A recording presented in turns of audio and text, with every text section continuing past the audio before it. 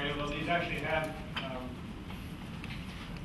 aspects that relate to the other broader impacts areas as well. But let me just talk about two different projects, and then make a couple observations from what I've heard so far today.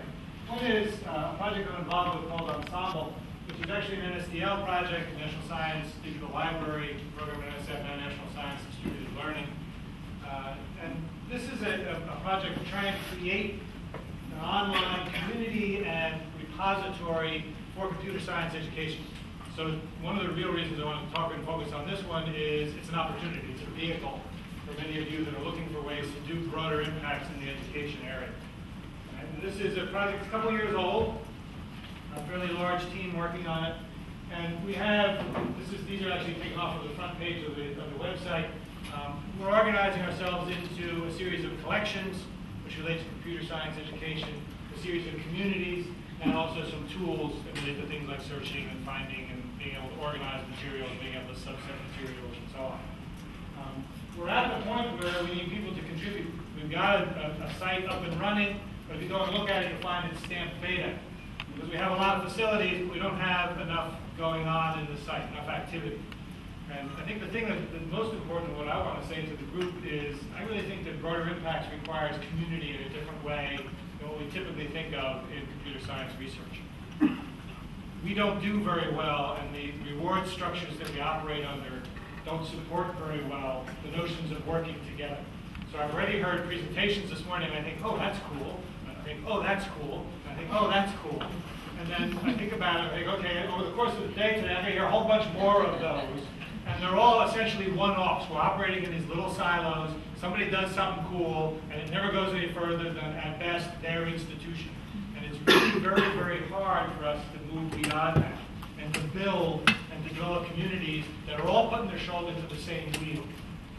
And I'd like to think that two of the things, this and the next thing I'm going to talk about in the areas that I'm working in, are two possible ways to give people vehicles to do that. The title of my talk had to do with something like active communities and repositories. I want it to be computer scientists and put parentheses around that because I want both the communities and the repositories to be active.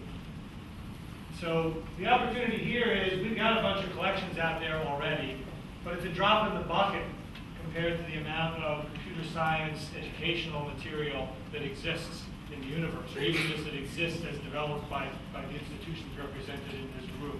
We do a terrible job of sharing materials.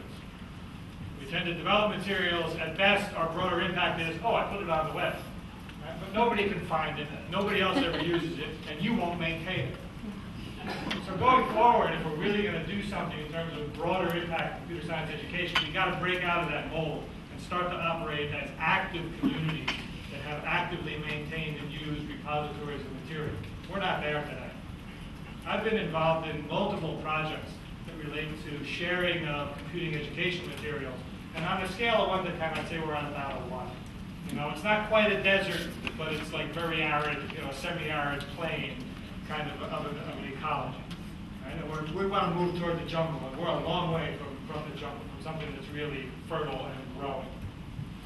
And I spent a lot of time on this problem, and yet that's still where I feel like we are. Okay? So this is an opportunity. It's a beta site. There's a lot there. It's not beta in the sense of crashing all the time. It's up steadily and running. It's beta in the sense that we don't have the community, we don't have the depth of collections that we want. The communities part of this is we've got an open facility. This is a Drupal site. We've got an open facility to host people that are trying to do things in terms of computing education. So there's all sorts of things out there right now. We have sort of a trial site that we built that relates to things that are about CS1. CS1 is a perennial big topic in our field. We still haven't figured out how to do it. And so we started to try and build a community around that. There are a number of NSF projects. The RET, the Research Experience for Teachers group from last year, had a group out here. All right, the new CSAP course that's under development right now, they have a community group out here.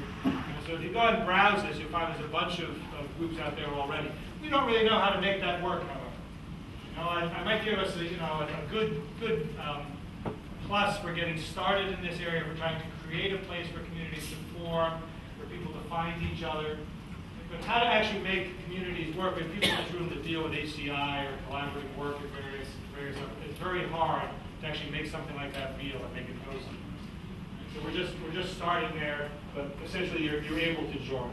Let me mention one other thing before I run out of time here, and that is soft help. This is another vehicle, I think, for people in this room to use. I'm involved in a project that's looking at student contribution to open source projects. And in particular, we're looking at students contributing. I'm talking now about actually not using the products, but contributing to the open source communities. And we're doing it for open source software for humanity. So things like disaster relief, economic development, healthcare. We've got students actually contributing to those projects. That's another area where there's a tremendous amount of opportunity for people to jump in. Open source is a huge world. Right? There's lots of room for people to jump in different ways and do things. So my time is up.